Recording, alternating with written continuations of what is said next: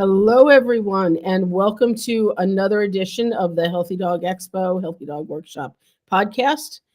I am really excited to be here with a special guest, Daniel Schulof of Keto Natural Pet Foods, the man behind the DCM class action suit.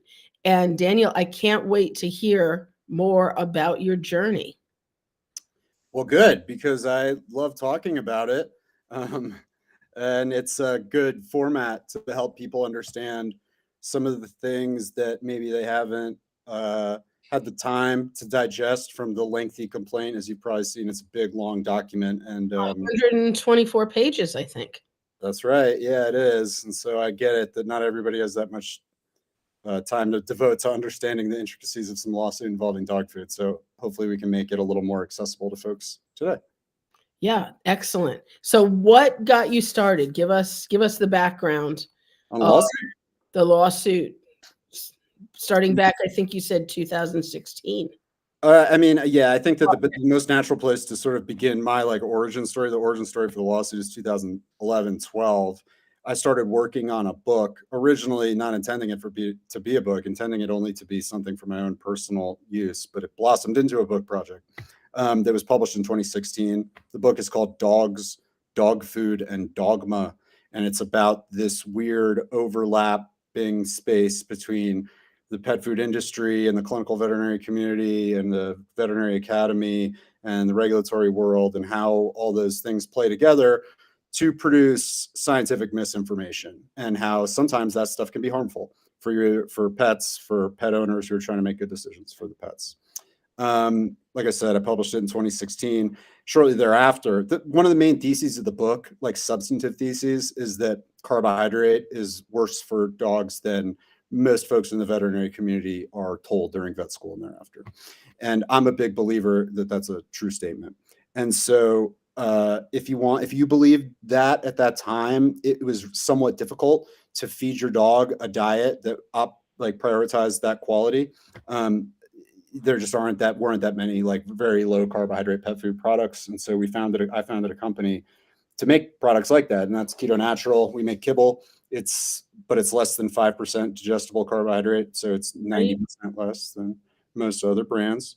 Shortly after launching the company, I opened my laptop one morning to discover that the Food and Drug Administration had launched an investigation into dilated cardiomyopathy. I quickly recognized, and that, much to my amazement, the FDA was looking into whether a class of products, including the ones that my company makes, though of course we weren't named by name, was who they were looking into.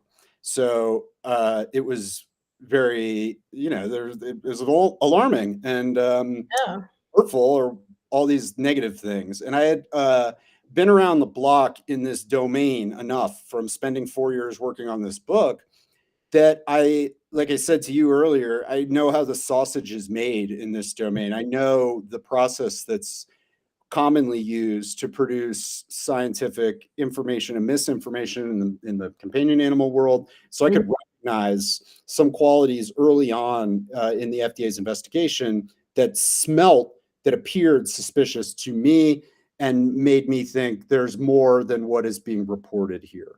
And so between that expertise, that motivation that, hey, this is your company, that we're talking about here, and the fact that prior to starting my book on dog food, I practiced litigation. I was a lawyer for a. You are an attorney, yeah. Yeah, I still am an attorney. I don't practice anymore, but I used to practice at a very high level for a big international firm, and I have, I know that causes you to see things in certain kinds of ways. It makes you aware of certain kinds of things. So anyway, yeah, those three kinds of forces are what led me to investigate the issue of the DCM investigation very deeply. And I did a bunch of things as part of that investigation that ultimately unearthed evidence of misconduct that I believe should hold individuals liable for damage that they've caused through the DCM scandal, as it were. And that caused me to put together a lawsuit where I'm asking a court to endorse that set of beliefs. And how did you choose Hills, knowing that, at least from my experience in veterinary practice and all the information that came to us as practicing veterinarians, we were told to advise people to feed the big three, which turned out to be Royal Canin, Purina, or Hills. And, how did you choose Hills out of those three companies? That's where the evidence leads, is the long and short of it. Our lawsuit isn't, the Hills is not the only defendant. They're the only for-profit corporate defendant, but there are 8 defendants in the lawsuit that we allege were a part of a single conspiracy to create this controversy and tell people misinformation about it. There are 5 individual vets, all of whom have financial ties to Hills Pet Nutrition. There's Hills itself, and then there's 2 nonprofit organizations that function largely as cutouts for Hills Pet Nutrition. They're both named after the founder of Hills Pet Nutrition. Mm-hmm. The founder of Hills Pet Nutrition is actually not named Hill. Yeah. It's kind of Mark Morris, Mhm. the first of several Mark Morrises in his family. But the Morris Animal Foundation is named after this guy. The Mark Morris Institute is obviously named after this guy too. They, as we explained in the complaint, played the significant but unique roles in perpetuating the scandal as well.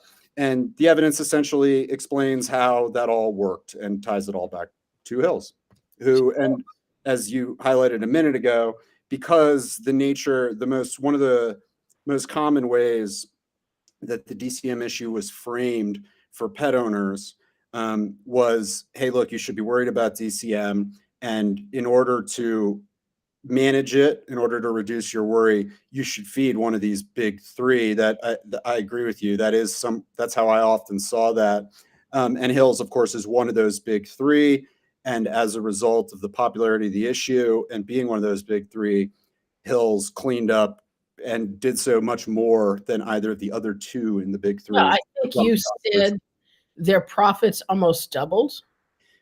Oh, it's hard to explain. It's like, so there's a graph in our lawsuit that shows Hills revenues from the period leading up to the DCM controversy and then the period since it began.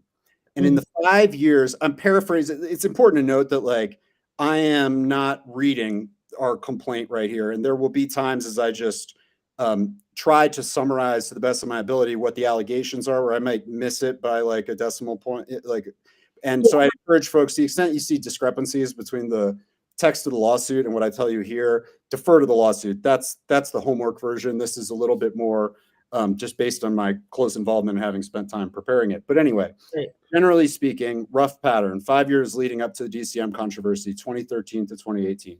Hills Pet Nutrition's revenues did not grow. They grew a grand total of 1% over a 5-year period, 2013 to 2018. Over that same period of time, of course, the U.S. pet food industry grew hugely, grew something like 30%. So Hills' market share during that period leading up to the DCM controversy was plummeting. Okay, their total revenue was staying the same, but the overall market was growing, so their share of it was plummeting. Yeah. In 2018, when the investigation begins, you can see it on the graph in our lawsuit. It's just the most stark inflection point you've ever seen on any chart in your life. The revenues immediately start growing hugely, and have, over the 5 years since the investigation began, grown from $2.3 billion a year in 2018, I think, to they just announced their 2023 revenues and they're $4.2 billion. So almost doubled. So they went from they couldn't grow. They couldn't grow for 5 years. And then this one thing happened. And might I add that during this same period of time, there was a very real health concern that the FDA got very involved with, involved products, which was that they accidentally spiked a bunch of them with vitamin D, and people poisoned their dogs feeding Hill's products right during this same period of time. And nevertheless, it was the most successful period in the company's history. So, and Hill's, if you go back through the evidence at Truth About Pet Food, Hill's dragged their feet on announcing those vitamin D recalls. They knew about them in October. They didn't break the news till after January. So, it speaks to how the industry works, in my opinion. And they're just producing product and trying to maximize profit off it in any way they can, right? yeah, I mean, there's this dynamic that I I think about it a lot, and so I see it sort of like everywhere I look now. But the dynamic, it goes like this: in like a market economy like ours, firms are founded and they make something that people want, and there's demand for, and people are going to buy, and so people buy it, and the firms get big. Only later, once they're big, do we realize, oh God, something that these products have been doing all along is really bad. Mm-hmm. And by that time, none of these people, Mark Morris or whomever, of course, didn't set out going, aha, I know our products. This applies just as much to like oil companies or tobacco companies. It's like they didn't start out saying we're going to ruin the world and sorry, everybody, we're just evil people. It's like that's not how it goes. How it goes is they think they have a great idea. People want it and it's amazing. Kibble's an amazing product. Only later does the scientific experimentation reveal that, oh God, there's this big negative externality that's coming about as a result of it. And by the time that happens, they have entrenched profits. They have shareholders. They have legal duties to maximize their profits for shareholders. And you can almost just about squint and start to sympathize with how difficult it is to change the whole like trajectory of an institution like that. And it looks a lot like the pattern you're describing here, where it's like, boy, it's unlawful and it's shameful, but you can also see how people would be motivated to do it. Like, it's like you can put yourself in their shoes and go, geez, that pressure would stink. Yeah. Well, and I think of the time after, as the DCM debacle continued, how many companies that were named on that FDA graphic as causing DCM. I think Acana pork or lamb and squash was number one. And it was the first time the FDA ever actually named specific products as being problematic. And all of a sudden, these companies started with their ancient grain lines or their grain inclusive. And it made a whole nother segment of the pet food market that now. And it gave the issue more legs. Like Yeah. remember I tried to explain to you, like I was aware of I had suspicion and around specific things pertaining to the DCM investigation early. And Mhm. company's little, but I'm vocal and I was public about my criticisms and that kind of thing quite early on. And as a result of that, other folks from larger firms that were getting hammered by the DCM controversy, I was in touch with. And it shocked at the time when I realized that their way of dealing with it, more or less, was going to be, well, we'll change the recipes. We can do that. And they're going to take a few other steps, but largely lean on changing the recipes and just being able to say, well, if you're worried about DCM, don't worry about it because we make one for you. Felt like completely the wrong business decision because it's just, it gave greater force to the issue. It wasn't even like, right. It helped people understand there's a non-issue. It's a way of saying, yeah, this is a real issue. We changed our whole product line about it. Yeah, look, we've got it solved for you. Yeah, It was crazy. It is. And foods getting labeled with the BEG, boutique, exotic, and grain-free. And it's like, what was boutique about a chicken-based food? I know. Yeah. So Not we're describing for anyone who hasn't, if that this feels like Greek to anybody, like there's a term of art, an acronym that was created by one of the defendants in the lawsuit of research veterinarian at Tufts University named Lisa Freeman. And yeah, the acronym is BEG, pet food, standing for boutique, B, exotic ingredient, E, or grain free, G, pet foods. And Dr. Freeman and other folks involved in the misconduct tried to make that term, came up with that term, and tried to get that to be the thing that sticks yeah, alongside DCM. That when you go, I'm worried about DCM, what products should I be worried about? mhm. BEG products. Yeah, they practically got the term in the dictionary Well, they did and they didn't.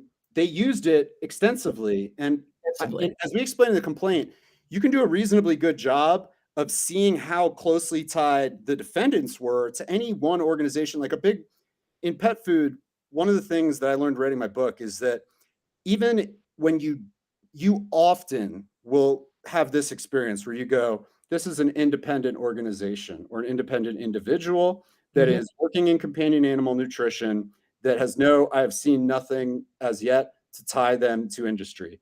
And then you go further down the road and one factor or another becomes clear and you go, oh my God, they had this affiliation with industry all along. I just didn't put all the pieces together until that Yeah, point. And as a result, what I've come to understand when I describe the nature of the um, companion animal nutrition research community to people who aren't familiar with it, I just go, there are not independent yeah, actors within this. There are folks who are tied to different commercial interests than others. There are the number of truly unaffiliated individuals, nonprofit organizations is essentially it's so small that might as well just treat it as zero. And yeah, so what I found over the course of working in the lawsuit is that like when you'd see the term BEG get used, you started scratching the surface about who created this organization, where did the funding come from, when was it founded, and all that kind of stuff, inevitably you'd come to discover that it linked back to the defendants. Whereas organizations where there was legit concern about DCM, but without as deep a connection to the defendants in the lawsuit, often the BEG term wasn't picked up. And the most notable example of that is the FDA. The FDA never used the term BEG. right, right. Um, but yet, like you said, these folks leaned into it so hard that it has become something that's widely used, Oh, which yeah, is a big deal with regard to the lawsuit, because there's when you think about what the term BEG means in practice, boutique, exotic ingredient, grain free. Those are the three qualities that the products within this group have to have one of them to be in the group. In practice, what you're talking about is every pet food made in America, except for a vanishingly small number made by three big kibble companies, mhm, essentially. And what that means is that the type of products that are BEG by the definition that Dr. Freeman came up with are so varied from one another that the idea that there could be the kind of common thread running through them, where that common thread is what was causing DCM, is facially preposterous. Like you were talking about the group that contains all meat products. You're right. talking about the group that contains zero meat products, vegetarian, vegan, dog Sure, food. You're sure. talking about frozen, you're talking about raw, you're talking about fresh, you're talking about kibble, talking about homemade, you're talking Mhm. about brands that do $800 million a year in the United States. Okay. Talk about every ingredient under the sun. There's nothing that these brands have in common, with the notable exception that they compete with Hills and that Hills doesn't fall in that group. Yeah, Otherwise, the idea that you could say, look, these all share this one quality and it's that quality that's causing DCM, it's not there. And it's one of the most to me, one of the most persuasive pieces mhm, of evidence that this wasn't just good faith. Oops, we made a mistake. We really thought there was something to be worried about here. You yeah, can't be, in my judgment, a tenured professor of companion animal nutrition at one of the leading veterinary schools in the country and say to yourself, I honestly think there's a quality here that's causing DCM, because that that's a group that's too diverse to have inequality like that. And that's a big indicator to me that there was intent Yeah, involved. definitely. And you know, when you consider that per Tufts' own newsletter, Purina funded the very building that Dr. Freeman works in.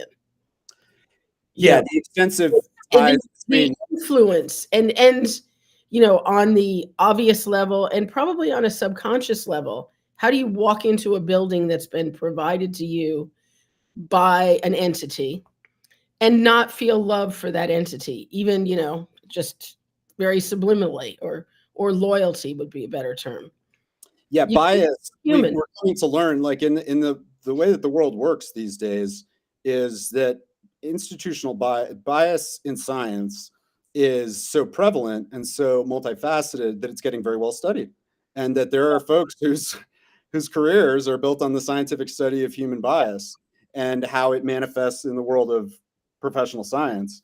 And there's a host of different things, but you're highlighting, key things that Yeah. familiarity itself is a form Well, of and bias. It's when far you from look, the only thing at play here, but yeah, you're right. That's like I can imagine that. Like yeah, you're like you said, you're walking into a building. You have all these colleagues that are maybe not even suspicious at all. They have all this trust in the institution. well, yeah, and your graduate students are funded by, and your research, and we know every research paper, human medicine, veterinary medicine, all the other fields, there's always a section at the end where it discloses any possible conflicts of interest or sources of bias. And when you look at some of the ones authored by the defendants in this lawsuit, you know, it says they have received funding from, they have spoken at, they have advised.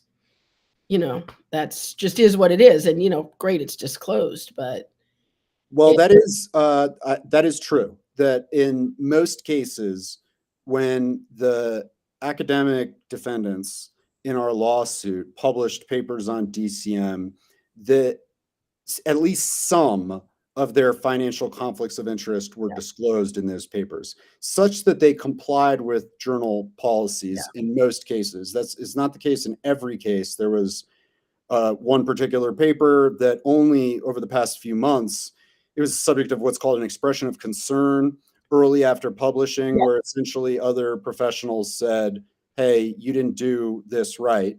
And one they, of the things they yeah. said they didn't do right was the nature of the conflicts disclosures. Well, But one of the things they didn't do right is they made up a fictitious food that happened to be a raw food that they implicated.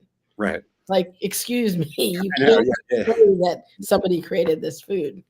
But Um, there's another point that I was hoping to make too, which is that that doesn't mean that these folks haven't engaged in real affirmative steps to try to hide the extent of their conflicts of interest. Okay. mhm. Saying a few rote statements to comply with the journal's publication rules is one thing.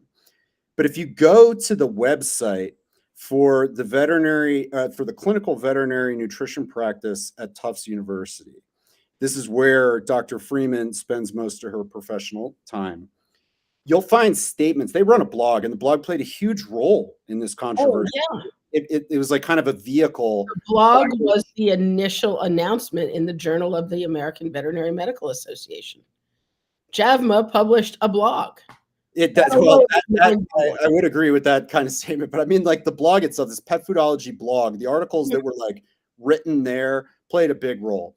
And when you poke around the pet foodology site, you'll get to a page that's either, and this is discussed in complaint too. So if I get it wrong in the Go back to specifics, the lawsuit.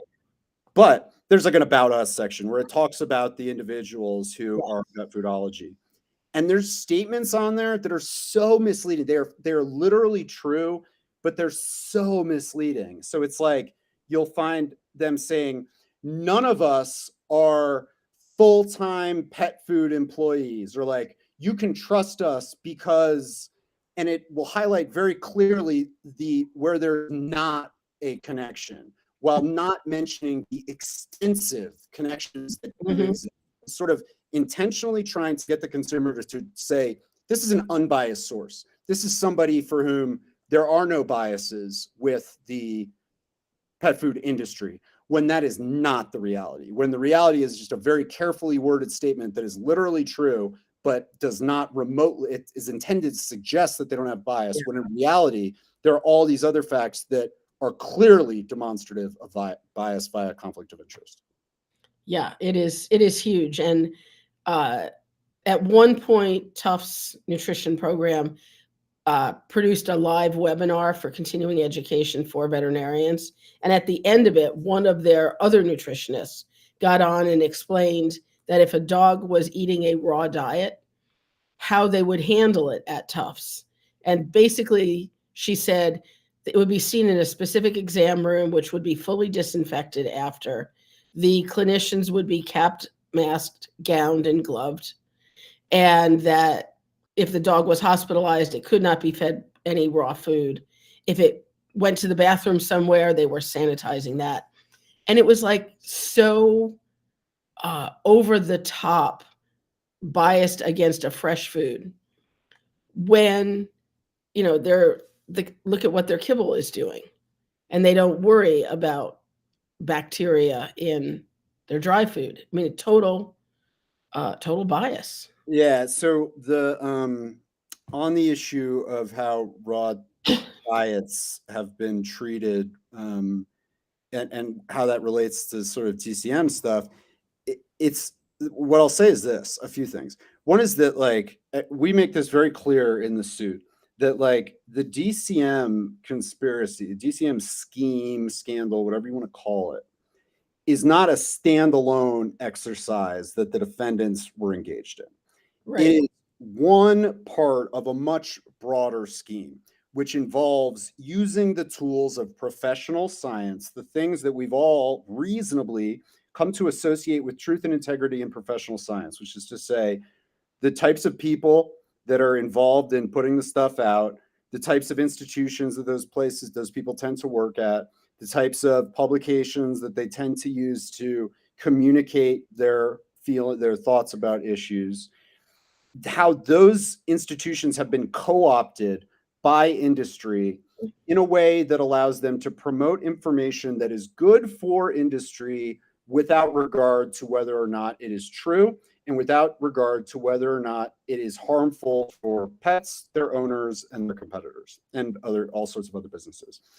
And that broader scheme definitely includes a similar-ish scheme involving raw diets. And the things that are similar to the DCM controversy in how the earlier raw diet propaganda campaign place are outlined in the complaint, but they're manifold. There are tons of them. I mean, it's the same people. It's like, if you think Lisa Freeman is the prime mover in the veterinary community for the DCM scandal, she is the prime mover in the whole idea that this, I'll generalize here, but see if this rings true for anybody that's listening.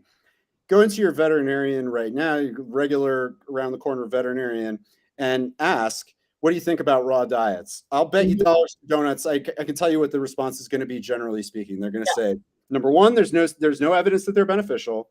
Number two, there is evidence that they can cause some kind of contamination issue. Therefore, we don't recommend them. There's no benefit. There's a considerable cost. Don't recommend. The person who's created that framework is Lisa Freeman.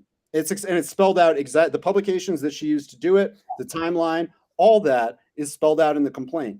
And there are ways in which that looks a lot like DCM. It's like, whereas in my judgment, what the commonality is, what took place here is you had a industry-funded thought leader who came up with a thing to say, in essence, don't look at all the really bad things that our products really do, because we're going to highlight a tangential, just about real enough issue and try to link it to everybody else. And so instead of having to defend whether our products are doing real bad things, we're going to focus the attention of the communities that matter onto these little fringy things. And that's how you get contamination in raw products should be a paramount concern for pet owners, even though there's literally not one case of a dog getting sick in any of the papers. Like the extent, you go back and you follow the papers, and it's like the issue that landed in the veterinary community was contamination is bad. Getting sick from contamination is bad. Therefore, raw is bad. Yeah. The two-step that's done though is like no dogs actually got sick. Like to the extent that contamination is a thing that you should be worried about with any raw pet foods, and this is not me saying that you should be. The extent you should be worried. It's only about people. Like there's no evidence that dogs have gotten sick from that. It's like you might get, if you get licked by your dog, if you come into contact with your dog's feces, that kind of stuff, and you don't take the proper precautions, you might get sick. And it's crazy. And I mean, I don't know what they think, whether they think raw feeders are feeding roadkill or what, but you know that it's a relatively clean meat, and you wash your hands. Big deal. I mean, in a nutshell, it's disingenuous in a million ways. Like it's like to say one of the reasons it's been so successful, and like candidly, the way that candidly in this Facebook Live event that I've my like perspective on the I have this sort of like begrudging, like evil genius respect for some of the campaigns that form the basis for the allegations in the complaint. Like that, you can appreciate like if it's bad. I share the belief that there's not much evidence that consuming nutrients in a raw state does a great deal for your health compared to consuming the same exact nutrients in a cooked state. Like maybe a little, not much. And so that's a literal statement that I can basically endorse when somebody like Lisa Freeman says, well, there's no evidence that raw diets, it's like, that is true. However, it's hugely misleading too, because what it fails to account for is the fact that there are huge nutritional differences between the types of products that are served up raw and the types that are Hill's Pet Nutrition. Yeah. Most specifically, since time immemorial, raw diets have very often been very low in carbohydrate content. And so to address the real benefit of raw diets, you need to highlight that. You can't just say raw equals good or bad. And if you're talking about taurine, one of the best sources is dark meat chicken, dark meat poultry. Yeah, it's a micronutrient that is found only in meat. In animal the idea that somehow on a population level, the expert community, the veterinary community, has come to essentially identify it with grain, in essence. Yeah. It's just how they latched onto that is really, well, it's a, like, as you said, it's a potentially masterful scheme. What's your take on the way WSAVA, the World Small Animal Veterinary Association, their feeding guidelines were promoted, I'll say, by Dr. Freeman? Yeah. So, and I think the first one of the here's why I pause for a second there is I've we filed this lawsuit on February 6th. And in order to help explain it to the folks that keep up with me on social media or keep up with my company on social media, I've spent a little bit of time after filing it, writing articles and doing podcasts that are designed to help people understand it a little bit better. But also over February, I was finishing up work on a set that involved WSAVA very directly, not really about DCM, even though, there's some significance there. It's much more specifically about what I think is problematic about WSAVA. And so I paused for a minute because I could say this stuff is very much on my mind. How exactly it pertains to DCM is a little bit I'm not sure if I'll get it exactly right because I've been working on both topics recently. Okay. But here's what I can tell you about WSAVA. I'll give you maybe you know this answer already. I'll put you on the spot. Okay. Maybe if you've read my article and you have it in front of you, then you'll know. I have not read your article. When did the WSAVA nutrition guidelines come out? I don't know, but I would wager it was probably, I don't know, 2015-ish. Close. Yeah. 2011. Okay. 2011, they were published, and they were published by a task force. WSAVA, which had existed long before that, commissioned what they called a task force of veterinarians and other health focused people to put together the guidelines, and they published them in 2011. Mm-hmm. Now, who was the chair of the WASAVA Nutrition Task Force? Lisa Freeman. Correct. Did you know that before that? No, that's just obvious. It's just like the obvious answer based on what you've said so far, right? Well, and I will say, you know, I do have the luxury of knowing several boarded nutritionists, which I think, and you may even have these stats, I think it's over 95% of boarded nutritionists.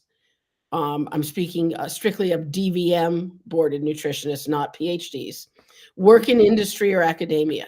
Mhm. They are not private practitioners or Oh consultants. yeah. There's a part of my book where it's like, because if you start with the role of the diplomats of the ACVN, right? And you start with the whole group, and it's the whole group at baseline, at least as of the time I was writing, 2015, 2016, was fewer than 100 people. Okay? Yeah. Fewer than 100. So Yeah. 100,000 vets in the country, fewer than 100 board certified veterinary nutritionists. So 1 out of 1,000 vets before you start to account for who they work for. Right. Then you start chipping away at folks who don't do clinical practice either because they work full time for a pet food company or they work at university, whatever. And yeah, you get to, I forget the specific anecdote in my book, but like I just basically set out, it's like, I'm going to try to find, I live in Salt Lake City, Utah, find the closest one to me. And it was thousands of miles away. Yeah. Literally, there's a veterinarian at every corner I go to, thousands of miles to find one. Yeah. You know, so it's great. But it's like Lisa Freeman's, yes, she's on a short list. There's like 100 or so people at that point that could be. She was the chair of that committee. She was those guidelines. Tell me, what is the magic of according to WASAVA, perhaps, of having a full-time boarded nutritionist on staff? That's one of their criteria. Who cares if you're on staff every day or you're working on a consultancy basis? Can provide equally good information for the company? Excuse me. The way that I frame it in the article that I recently wrote is, look, we know that WASAVA as an organization and the individuals that participated in the task force that WASAVA created in order to make its nutrition guidelines both had significant financial conflicts of interest, not like some, but like 90% of the funding for WASAVA as an organization at that point came from the big 3 pet food companies and 2 pharmaceuticals. Sure. You can look on their website and see their backers. Exactly. So, all right, we know there's this institutional financial conflict of interest at baseline. That is what it is. That's not in and of itself a reason to say these guidelines are wrong, but that's an important thing that might help you understand why they're wrong. Yeah. What the approach that I took in the more recent article that I wrote is like, here's some problems where you take the conflict of interest off the board. Here are things that are problematic. The number one thing, to my eyes, is the lack of an evidentiary basis. The WASAVA guidelines, which are generally summarized, like I would say like you said, the branch should have a full-time board certified veterinary nutritionist on staff. They should own their own production facilities, not use a third party to produce them. They should be they're cited in journal studies. Yeah, technically every one of their foods is supposed to be published about.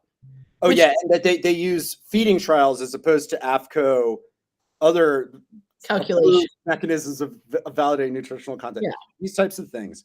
There's not one of those arguments that has any single piece of peer-reviewed evidence that says this is better producing a health outcome. Let's just take AFCO feeding trials. You kept 6 dogs alive for 6 months. Yeah, it's not a feeding trial. Well, so yeah, just to complete the point is like, there's one thing you can say unequivocally, and if Lisa Freeman was on the show, she wouldn't be able to say any differently.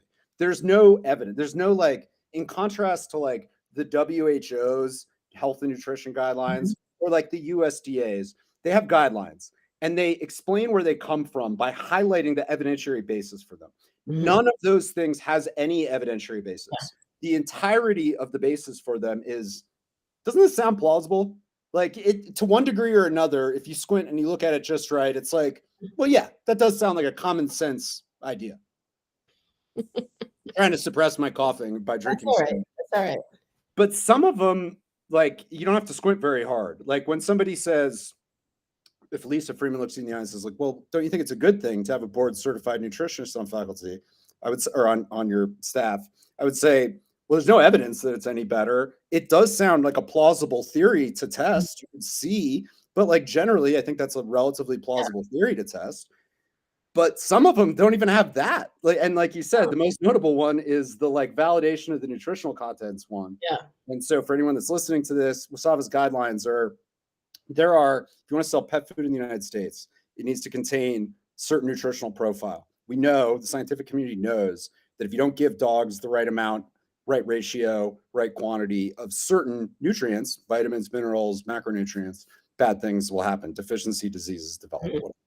And so over time, they've gotten to know what that is reasonably well. And so the body that regulates the sale of pet food in the US most closely, the Association of American Feed Control Officials, AFCO, has profiles that it says if you want to sell your food as what's called complete and balanced, which Yep. is in essence, this is the only thing you're going to feed your dog, then it's got to comply with that nutritional profile. It's got to have the right amount of vitamin A and cysteine and all these other whole dozens of things. Mhm. And in order to prove that to AFCO, you can do one of a few. AFCO says you can do a few different things. You got two And, options.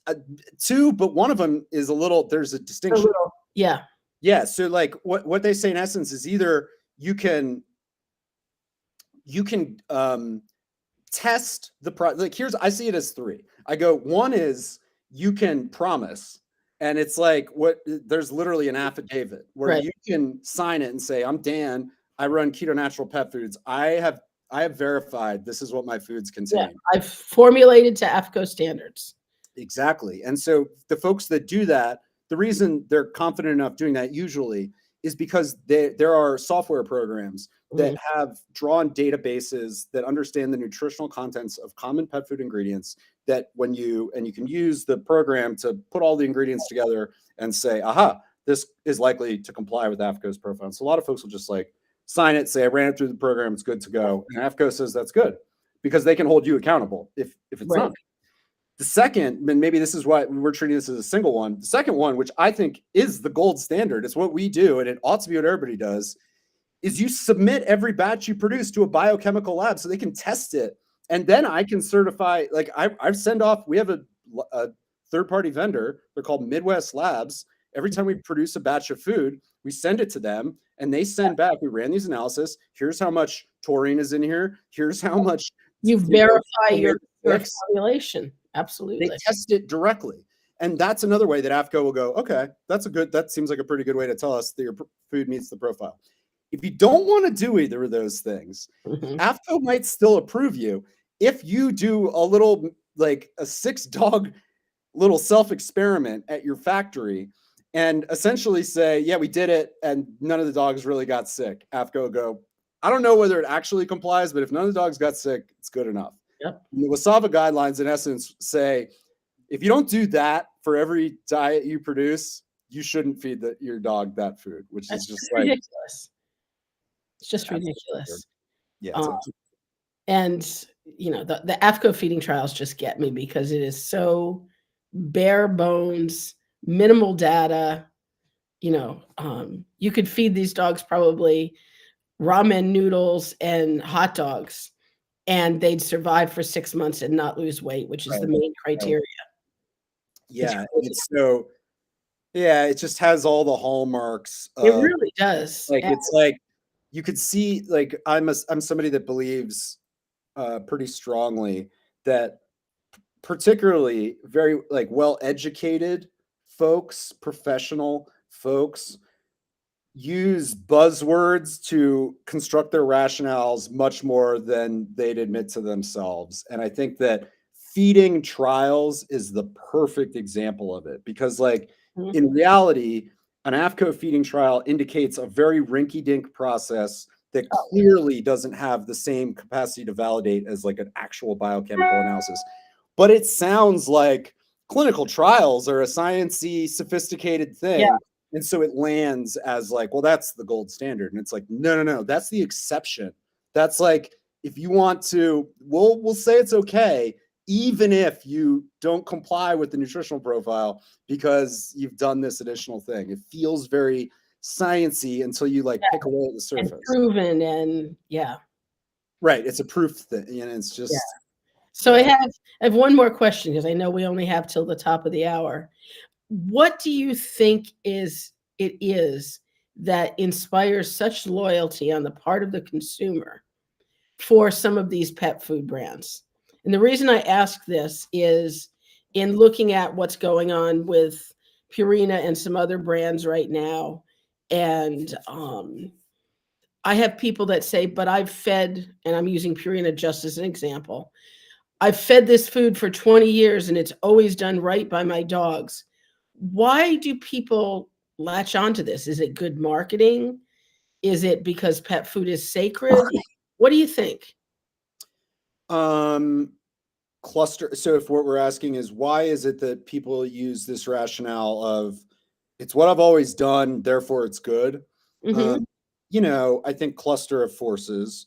I think that one that pops to mind, this is all sort of pop psychology speculation, but the one that pops to mind most for me that I can most identify with, I guess, is a sort of sense of like, I love my dogs a whole lot. It was the emotional thread of my book, right? It's like, it is an underappreciated tragedy, not just sad situation, but a tragedy that we feel for them like we feel for human children in essence, but they live shorter lives than we're ever going to live. And it's like, that's a juxtaposition that's horrible.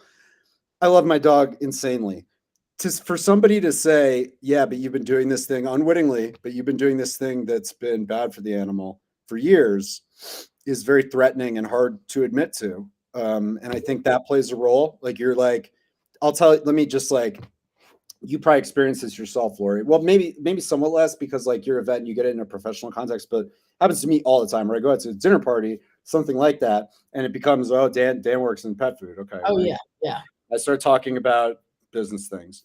And if somebody's interested because they have a dog or a cat and they want to ask you some questions about food stuff, the preface inevitably 9 out of 10 cases is I feed the good stuff. I feed the good stuff. So this isn't a me issue, but this is like, why are so many other dogs X, Y, and Z? Yeah. Everyone believes that. And that's not because there's some commonality in how all these hugely diverse number of products are marketed. It's because there's a commonality in how we think about our own decision making. Like we go, I care about this animal. I must have made, and I care about getting it right. Therefore, I got it right. And it's hard to admit, like, whether or not it's a situation that you can empathize with or not. It's hard to admit. Yeah. I got duped, and it hurt my dog. That's not an easy thing That's to not say. something you want to a position you want to be in. Well, and I think of Blue Buffalo as an example. They inspired such loyalty, had such great marketing, became such a, we feed the good stuff, we feed Blue. That Saturday Night Live produced 2 skits on them. I remember it. Which I love. Guys, go to YouTube, search out the SNL Blue skits. They are gold. But when Saturday Night an article back then, and I used a screenshot from it. Something. I mean, that is how mainstream and such a part of our culture pet food is. Oh yeah, yeah. I mean, it's just, I don't know. I mean, look, I'm happy to, as you can probably tell, there's nothing I'd rather do with my day than spend time talking about this interesting domain that you and I both occupy professionally. Yeah. I'm happy to come back and do as many, like this, the lawsuit, just so everybody understands, we filed the lawsuit on February 6th. That is the very first act in it, other than the investigation and writing that took us years. Right. But everything else just began. It's going to go, like, alas, these things take a great deal of time to reach any kind of resolution. Well, and when we were talking events that are going to come up, they're going to be independently newsworthy. And if you want me to come back and talk about them and help explain, definitely, I'm happy to do it whenever. But yeah, we could talk about all of this stuff. We haven't even talked about your food. But yeah, you guys, look, I mean, I'll tell you this. Yeah, I mean, I can't even. My company is called Keto Natural Pet Foods. What makes us unique is that outside of a raw or a fresh diet, we're one of very few products where you can get a truly minuscule carbohydrate content. Most of the fancy kibbles that you will find at the pet specialty retailer are at Mm, least 30 or 40 or more percent dietary carbohydrate. Ours is like 5% dietary carbohydrate. So yeah, it's like 80%, 90% less. Buy it wherever you buy pet food for the most part. And yeah, and if you want to understand, well, why would I want to do that? You yeah, can spend, if 124 pages of lawsuit wasn't enough for you, grab my 400-page book. You can even download a free e-version if that's your cup yeah. of tea. That And link is in the it makes comments. the case. It makes the case for why carbohydrate is the devil for dogs and cats, in my humble Yeah. opinion, and what benefits you can enjoy if you come to believe Well, that too. and just the food grade versus feed grade stuff that definitely my viewers are up on, but you know, Yeah, it's huge, uh, huge. there's a lot of stuff. I often use the description that it's a lot like the Wild West in the pet food industry, where there's just a lot of people are very motivated and very emotionally involved. Emotions are so closely Mhm. tied to pet ownership, but there's a lawlessness in the information environment, how Yeah, different companies, different clinicians, academics, the overlap between all of it, what issues you should be focused on. yeah, Anyone, I hear it constantly, is like, I just don't know who to listen to. I don't know who to trust. I don't want to spend the time to yeah. read the original materials and form my own opinions about dog food. I want to just have somebody I can trust. And I do not have a good answer for that person. That No. is not, there is not a strategy that works that way. It Then sucks. they walk into a pet store and they see 2 aisles filled with colorful bags, different claims, and there's a pet store employee who's telling them whatever. I mean, it is complete overwhelm for the consumer. And it's like you go home, it's no different when you pull up your Instagram feed and Sure. there's hucksterism everywhere. Or you go to the veterinarian and they have a corporate, it's just like, there's not, I wish there are solutions. But in the best case scenario, there are systemic problems that need to be fixed with systemic solutions. Yeah, You can't solve this year. It's like you're talking about overhaul at the yeah. veterinary school level, the regulatory level, all this big intensive stuff. For now, I'm sorry, but this is just Dan Schulof, tough love. The only way to understand that you're getting trustworthy information is to learn it yourself. You have to. There's techniques that can make that more quick, more straightforward. But if you want, I get it. We all want. I just want to be able to trust somebody that knows the Mhm. stuff. You're more likely to make a bad decision using that methodology. You just can't. No, you're going to get duped. You have to know it for yourself. That's just like, I'm sorry, sad but true. You have to have enough information to evaluate what you're being told, Yeah, and and it's hard. it's not easy. But the good news is you can come to the expo and we will teach you, at least get you started down the path. Some things to think about for sure. I'll have to see if I can make it. We won't be selling any product there this year. I said Yeah, earlier, like you can buy our products wherever you want. It's like that's not even close to true. You can buy it anywhere you want on the internet. yeah, We've thus far said no to brick and mortar pet specialty retailers, but this whole lawsuit thing has really got us a lot of attention from that community, and I might be reconsidering that option. But for yeah, now, Garden Expo is yeah, not a typical part of my professional life. yeah, yeah. And one of our new sponsors, Benson's Pet Center, which is a 5-store family run nutrition oriented pet store, would be right up your alley. And I'm sure those sorts of stores exist across the country where Yeah, no, look, they're coming out. They're finding they're us. finding you. Yeah, I know, and it's true. It's not. It's just like it's a Oh, business development it's thing. It's not like distribution, it's everything.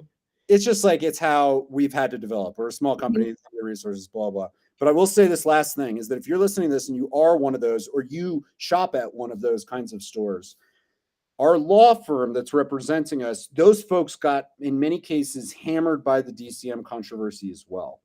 And if you were one of them, if you run a brick and mortar pet specialty Sure. store and the DCM controversy damaged you, you should reach out to the lawyers that represent us because they're investigating whether to put together additional claims involving retailer classes as well. Yeah. They're Yeah. called Wolf, Haldenstein, Adler, Freeman, and Hers. I know, Lori, you said you're going to put up some links in the show Yeah, notes. we're gonna put up 101 level internet research, you'll be able to find them. And I will put up a link where you can download a PDF of the lawsuit. Yeah, And you'll find the information there. you'll find everything you need there. And I mean, it reads like a Hollywood movie in some regards. It's juicy. It's juicy. I mean, this is movie worthy as a conspiracy, John Grisham sort of thing. Yeah, you run into this, it's man, I mean, we could just keep talking about this all day, but it's like We gotta, court because it's like you need an impart, like there's almost like this difficult intellectual exercise of litigating the truth in the world of pet food, because it's like, what the vehicles that would ordinarily be used to evaluate truth and falsity have been compromised here. Like they don't work. And so what do you do? And so you have to kind of get around that reality, and going to independent courts where, none of the judges were appointed by Hills is like one way to do it. But as such, you have to like dial back the extent you don't want to oversell something. And so I always like, the word conspiracy means something legally. It's a claim. And so it's like, because it has a connotation in America these days too, where it's like conspiracy theory means something more than a group of individuals. Yeah. But it really is. It just really is. There are all these people that were working collectively on the same activity that did different things, but all understood the same end. It all had the same benefit. It just is a conspiracy. And so, yeah, check it out. It's juicy. Yeah, it's really fascinating. So Dan, I can't thank you enough for taking the time today. My pleasure. And we'll definitely be having you back. And as I said, links will be in the chat roll to download the free ebook and the other books that are there, to get to Dan's site and to get a copy of the lawsuit. Yeah, and you want, like I said, you can find, if you ever want, I'm easy to find on the internet. If you ever have any specific follow up from any kinds of listeners, like you won't have trouble finding me, and I'll respond. He does. I cold emailed you off. Emailed me a week ago, and here we are. Here we are. All right, guys. Thanks. Bye, everybody. I'll see you tomorrow. Bye for now.